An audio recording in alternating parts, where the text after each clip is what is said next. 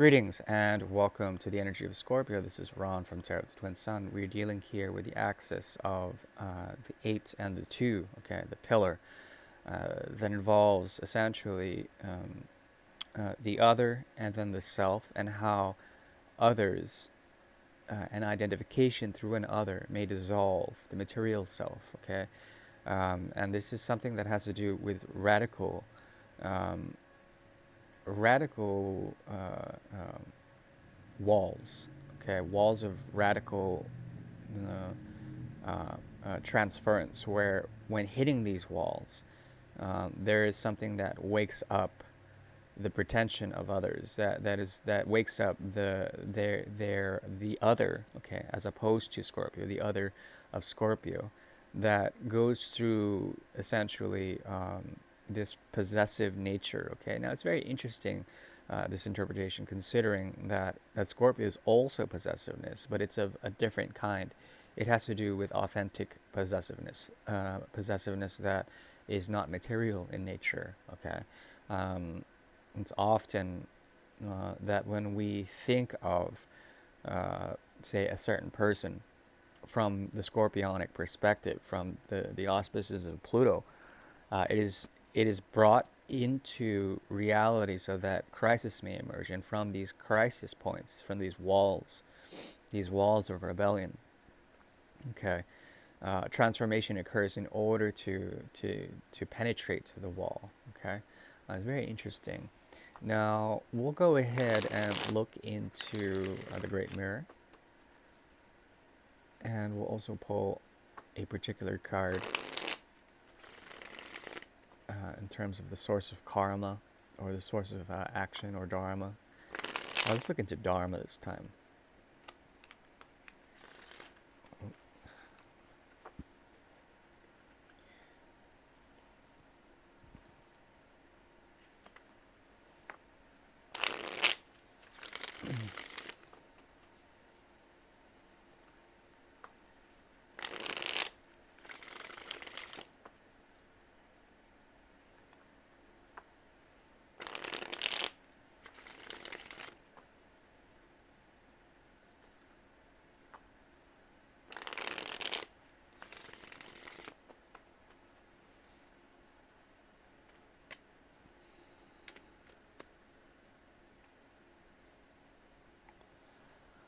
Okay, I like this reading so far.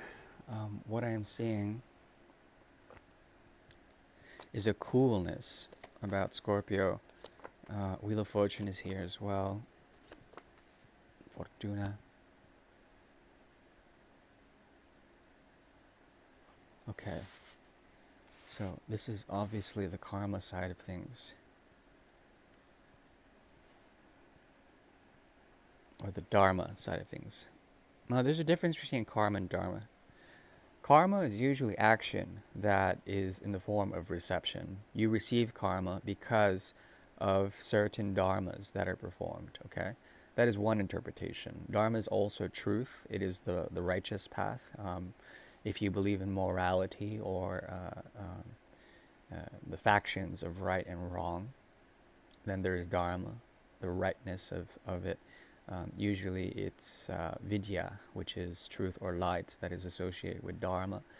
And it's interesting because the more you search for dharma or karma, the more elusive it becomes. It usually is something that is given to you, something that you have agreed with, and then in the path of realization or self-realization comes to you over time. Um, what I'm seeing here in terms of that is that there is a fortunate escalation of things here. It may appear that you have ascended in some sort of respect to others, perhaps even to yourself, but then to others, it would be seen as some form of descent, some form of lessening of one's social status. But what is the social status really? It doesn't really mean much in terms of the Book of Scorpio. There's something about this that speaks of Uranus, okay, in Taurus. Mostly, that's what I see, in which there are practitioners of both light and dark, okay, in terms of the Hierophant's energy. If we speak of it in terms of what we are invested in, it may be that what you are invested in financially or in terms of time, love, energy, resources, that it is now coming into a flux, okay, either positive or negative for you or for others. So it's a very mysterious card, the Wheel of Fortune, but it also speaks of chakras, the idea that that time is circular, as well as how energy is gyroscopic in nature. Okay, so there's something about this that speaks about focus, while all material shit, sort of falls off the potter's wheel. Okay, in which the clay and the material, nonsense just comes off the wheel as it spins, and then there's this center point of the wheel that's very focused. I like this so far. You are coming from a place of great healing. This is what I see. In terms of the context of another or many others, anyone who is another that carries the auspices of Venus. Okay, I'm seeing here that there's a chaos that occurs, and then you rise into a sense of focus and mental concentration. Okay, and this is important to maintain because fears have been transcended, a lot of healing has occurred, and you are rising to a sense of empowerment that allows you to be visionary in some sort of way. Now, if this is true, the visions that you have are retroactive in nature, okay? Meaning that you can look to the past and see how you have been a commander of that in some sort of way. Even if it has been riddled with pain or circumstance, there's something about you that has brought that about, and now you're coming into essentially a sense of knowing when it comes to that, a sense of balance. Okay, and this has been this has come essentially with the Mercury coming into direct motion. Mercury coming into direct motion after the retrograde season. Lots of Aquarius energy here too. Okay, so I think there's been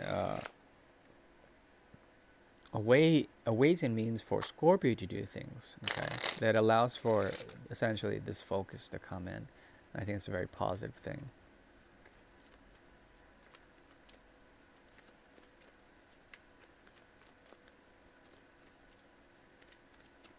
Okay, we're moving now into the Great Mirror. Okay.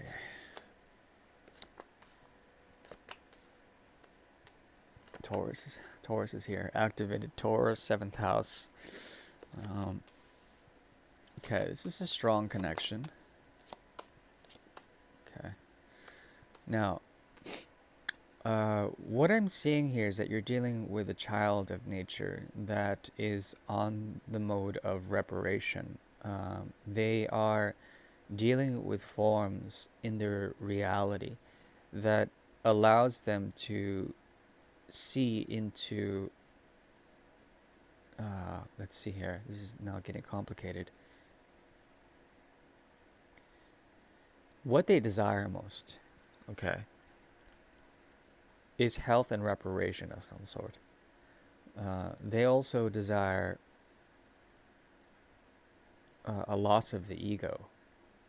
Something about them is extremely riddled with a path similar to yours, where you don't have to identify with external affirmatives, okay, with external, what do you call it?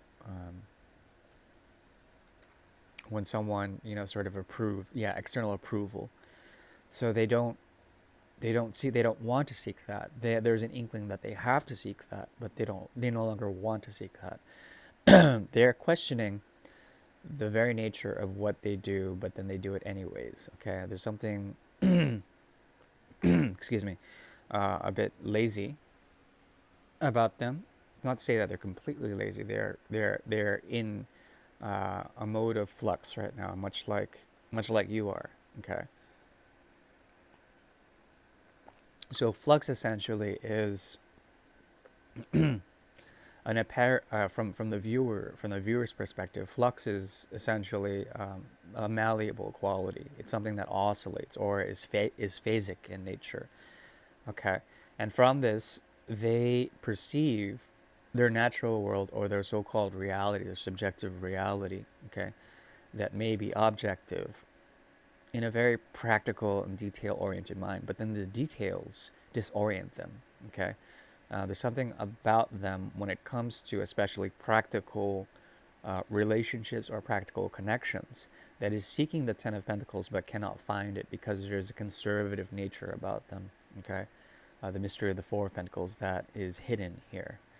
Um, but I think they are still defined by an order, a sense in the natural realm.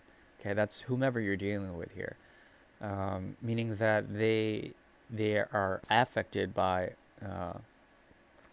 It would be, let's see here, one second. It would be the Ace of Pentacles, or the Seven of Pentacles, or the Three of Pentacles. So you're dealing with someone here that activates your seventh house, that has Taurian affinities, okay? That has to do with the gross materializations of the world. Yet they are spiritual in nature. And there's something about the practice that they seek out the Three of Pentacles, an order of some sort, okay? But then they don't want to have it. There's something rebellious about them walking that path. So it's a bit iffy or wishy-washy. I still think that they are very much tied to sensual derivations of the world, sensibility, a practice. They want to be very practical in what they do. Perhaps you're dealing with someone also that is on the path to health or recovery of some sort, mental recovery of some sort. On your side, the way you are perceived, okay, is someone that is very much thoughtful of this connection. It gives you essentially a sense of crystallization when it comes to thoughts of the mind, okay. Be careful because the subconscious and unconscious realm may be becoming numb to this type of connection, to the thought where you've overthought, to the point where you've overthought it, okay? But it is a meaningful connection, what I'm seeing here. It is something that causes stagnation for both of you, or trepidation. There's a type of fear cycle here that has to do with finding the right platforms, making these methods and these ways of approaching each other in a very practical way, okay? And it's important to note that there is a great deal of expectation when it comes to affinity for each other, friendship, love, anything of that nature. There is a familiar quality that emerges out of this perception of each other, a very close attention to detail, as well as a need for you, especially for Scorpio's energy, to find a platform or a way of doing things, a practical home, if you will, home of the heart. But let's not get too soppy. There's something here about the Five of Rods as well. Okay. A release of tension between both of you. Forgiveness is required here.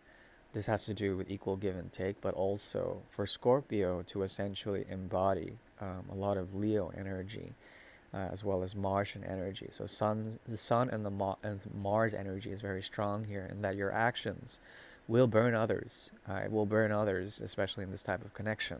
Okay, so make sure you're pulling from the right places. That you're doing so in order to teach a lesson, mostly, in order for you to teach a lesson of some sort to others. Okay, so you can actually pull from this type of connection. It's a very strange connection in my book, but a good one, in that, at least in the realm of experience, you can impart into others knowledge about this type of connection and instill a type of vision. Generally speaking, though, the Three of Swords in the reverse did come up, so there is a numbness of the mind. There also is a possibility for you to retrace your steps in this type of connection to understand what, to understand how there has been a very floaty type of connection where it's been understood that you've had to meditate quite a bit in order to find a sense of clarity within this all. You haven't used your hands much in terms of this type of connection. It's not so much about the hands, and perhaps that's what needs to be activated, a type of third house energy where friends and communication and lightheartedness is required for communication to occur. But I think, generally speaking, you come from a place of forward movement, and like I said, there's a visionary stance that you have, that goes beyond this connection and also looks back on it as a way of finding balance with you evolving and transforming through it. Okay, this type of connection. And that is what I see for the time being. Thank you. Bye.